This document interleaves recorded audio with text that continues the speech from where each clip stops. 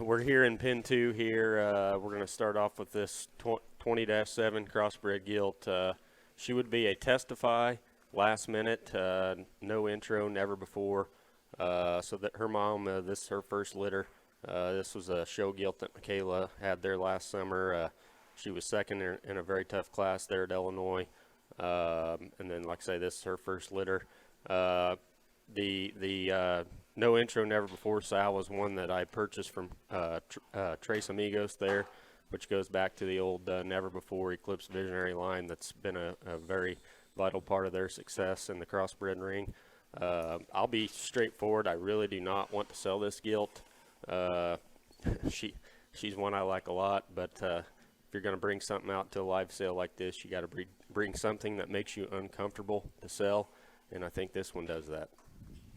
Yeah, I mean, this gilt drops in, and it's like, wow, instantly. I mean, that one's unique. I mean, she's built like one, as we talked. I mean, elite show gilt, I think. I mean, her proportions, her length of body. I mean, you get up on top of her.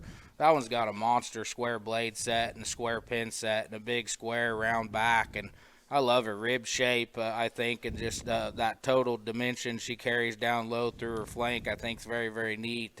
And you put one that's got that big of a leg and a big forearm, and yet her pasturings are just so good, I think. And one that I think as you do put pounds on her, you're not going to have to worry about her up front. She's going to stay right there. I think she's got a unique bendy hind leg, and I mean, she's got hair falling off of her, and I think that'll be unique when she does get mature. But for that one to come at you, I mean, her skull, the shape to her skull, I think is unique to be that good looking from the side.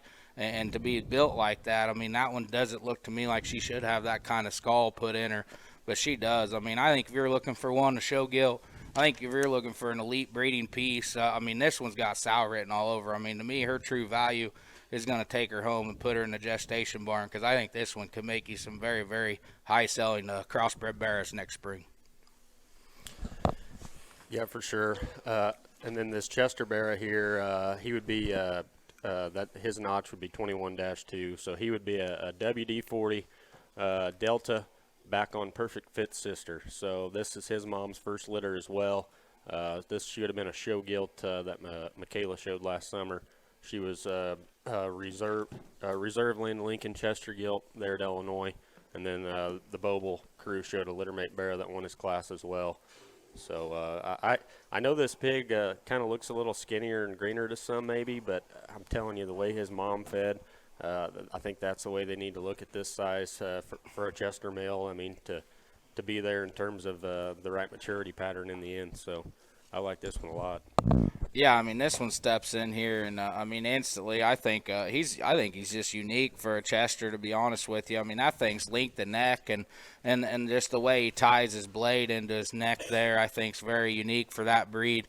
I mean, that is a pretty elevated. I love that pig's just his build. I think is incredible. But I think when you study that hog, he is a bigger, greener pig, like he talked, and I think that one can withstand some heat when you want to get into him with the feed bucket. I think you'll be able to set on him when you want to, and I think when you need him to go, I think you'll be able to push some feed in that one. I think his skeleton's good enough that he'll handle it.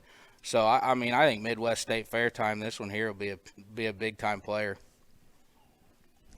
Yep, for sure. So that's pin 2. We got the 21-2 Chester male and 20-7 cross gilt.